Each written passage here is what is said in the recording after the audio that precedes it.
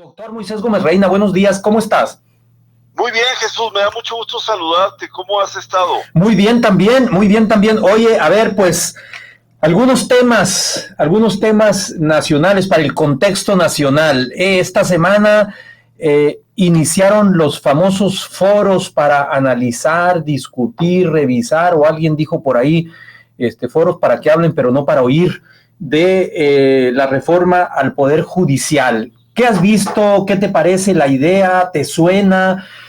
¿Crees que es una cosa más de forma que de fondo? ¿Cómo la estás viendo?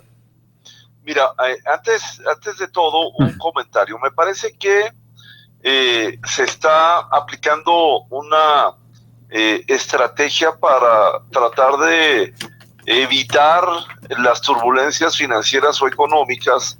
Ese mismo día, la presidenta electa presenta la segunda parte de su gabinete privilegiando perfiles técnicos sobre perfiles políticos y simultáneamente anuncia en ese paquete la del secretario de Hacienda, que precisamente ese día estaba en Londres tratando de explicar lo que algunos segmentos creen que es inexplicable, que es el tema de la reforma del Poder Judicial. Y como tú lo comentas, ese jueves arrancan los foros. Me parece ser que con cosas positivas y con otras no tanto. Empiezo con la segunda. A ver. Obviamente el 2 de junio la ciudadanía votó por la opción que representa la Cuarta Transformación, Morena y sus aliados, incluyendo a José Gerardo Rodolfo Fernández Noroña. Que anda muy molesto el compañero. Que le dedicaremos un momento en este comentario al final. Sí. Eso mandata, obviamente, lo que en la campaña la doctora Sheinbaum dijo, que se iban a elegir los magistrados, los jueces y los ministros de la Corte por voto popular.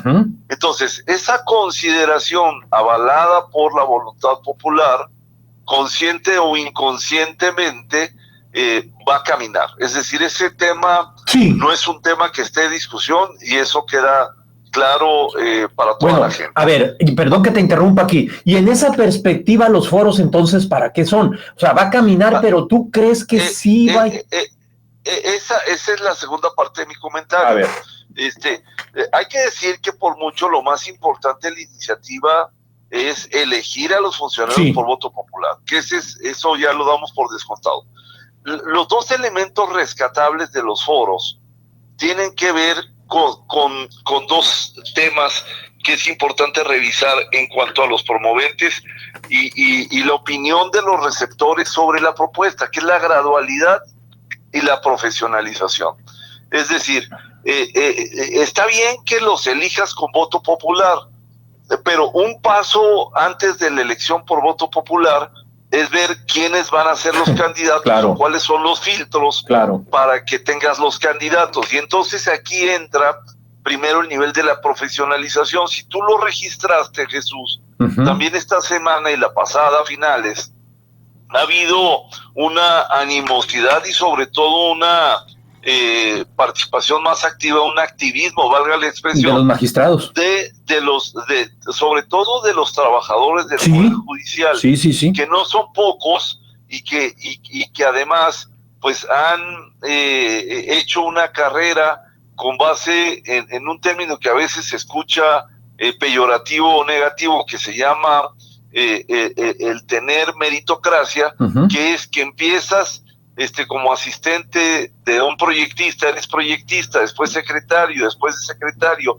vas caminando, no solo en el conocimiento, sino en la experiencia de la carrera judicial, y que al final, pues tienes un nivel de preparación en donde no necesariamente sería positivo que fueras abogado, porque abogados, pues hay muchos, pero que ejercen pocos, y que ejercen en el Poder Judicial menos, los que puedan ser los candidatos. Entonces, el sentido de la expresión profesionalización es importante, porque a partir del piso que tenga el que se pueda postular para ser juez, magistrado o ministro de la Corte, pues te va a dar un elemento que va a reducir el impacto que pueda tener o que está generando la turbulencia en los mercados o la preocupación de muchos sectores. Ese es el primer concepto. Y el segundo, el de la gradualidad, porque ya lo dijo Yasmín Esquivel, también lo esbozó por ahí Lenia Batres, lo comentó en otro sentido la ministra Norma Piña,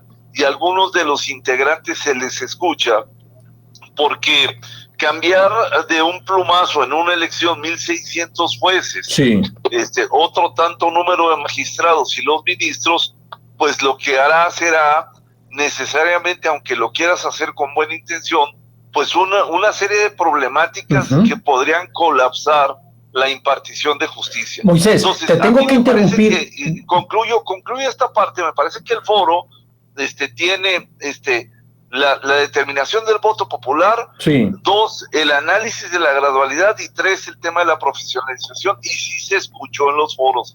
Te preguntaría, ¿realmente tienes tú una expectativa de que estos elementos que ponías en la mesa antes de ir a la pausa vayan a ser considerados, vayan a ser tomados en cuenta a la hora de meterle un poco ahora sí que de moverle una coma a la propuesta original del presidente de reforma que hizo el presidente, me parece que en febrero?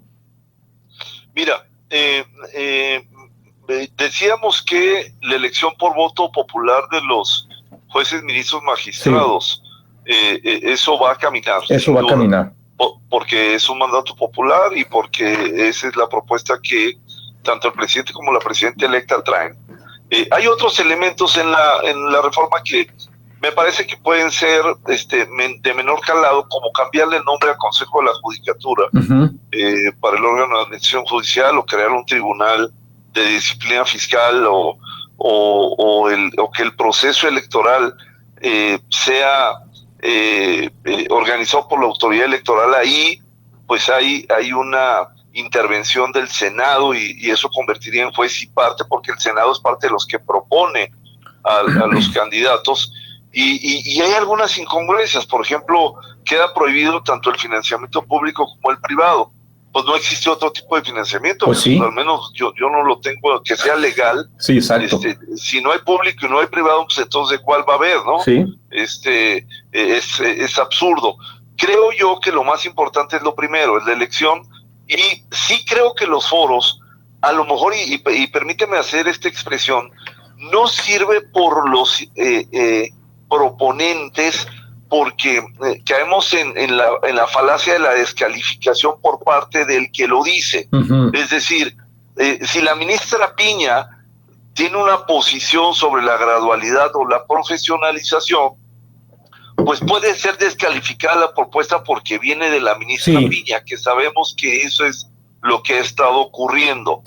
Pero si esa misma argumentación trae de fondo en la turbulencia económica, en el tema del dólar, en el tema de los inversionistas, ¿por qué fue Ramírez de la O a Londres esta semana a tratar de explicar lo que representaba la reforma del Poder Judicial? Y no va a haber otros elementos que te reduzcan el impacto y eviten el caos o el colapso si no son estos dos, la gradualidad y la profesionalización. Y lo platicamos la semana pasada.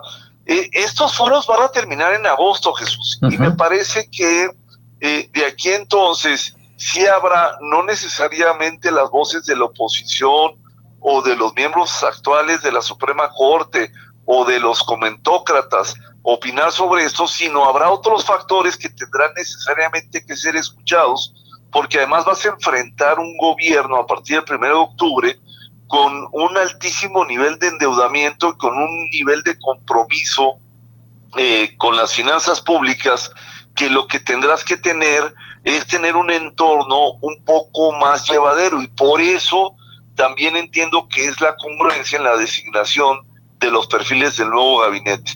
Creo yo aquí que hay los rudos y los técnicos, así como en la lucha libre, mi Jesús. O sea, me parece que la participación del ministro Saldívar, que no fue considerado obviamente para la Consejería Jurídica en el gabinete, y que necesariamente tendrá que cuestionarse su participación a lo mejor en la Fiscalía General de la República, sí puede eventualmente tener un papel como articulador de esta propuesta. Y ojo, te lo estoy adelantando, recuerda que va a haber un tribunal de disciplina judicial ahí, ¿sí?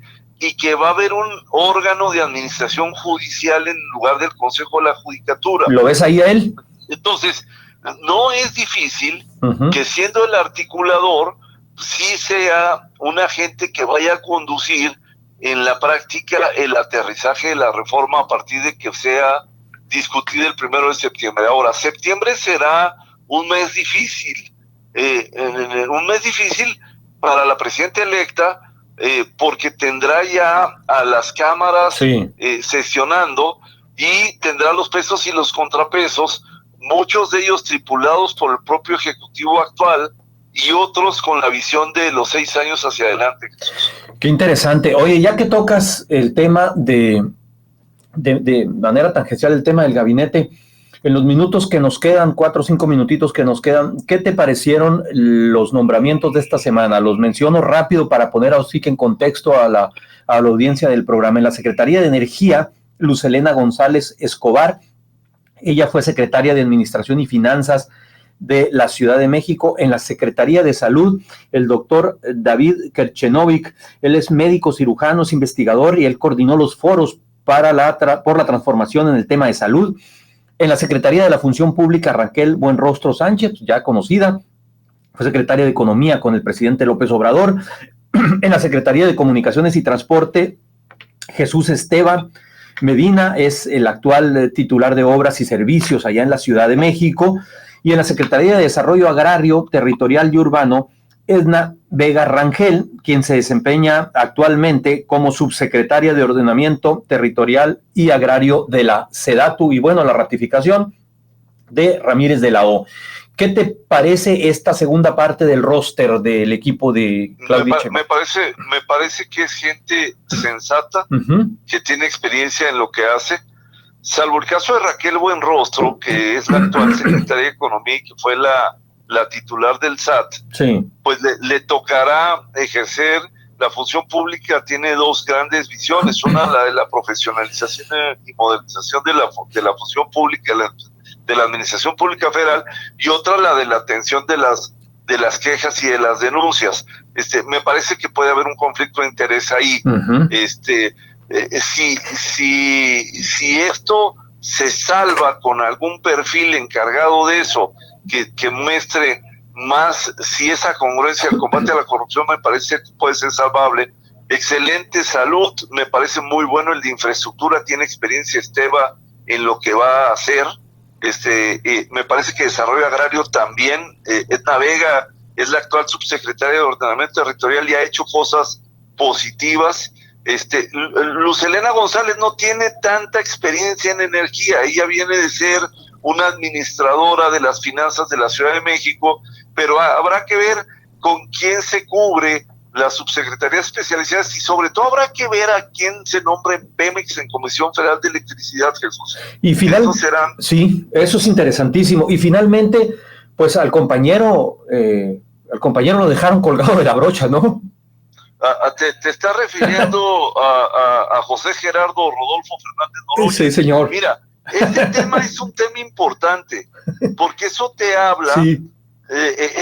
Escuchando el mensaje que pronunció en el INE, que me pareció lo vi. Entre irónico, sarcástico y lastimoso y puntilloso, sí.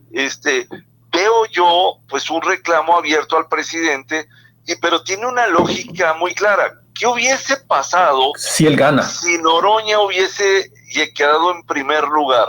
O sea, en esa lógica, la verdad es que su argumento es lapidario. Sí.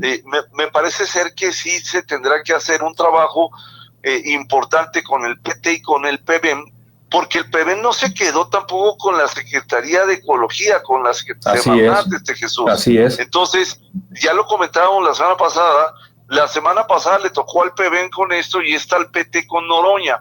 Entonces habrá que ver cómo se va a reconformar esa mayoría calificada que tiene la Cámara de Diputados, que no será calificada si no está el PT y si no está el PBM, Jesús. Entonces, tendremos que ver cuáles son esos mecanismos que seguramente se harán subrepticio y bajo cuerda, pero que tendremos algunas señales para comentar en el futuro, mi Jesús. Te agradezco muchísimo, Moisés, como siempre, la posibilidad de analizar un poco el contexto nacional. ¿Dónde te leemos? ¿Dónde te podemos seguir?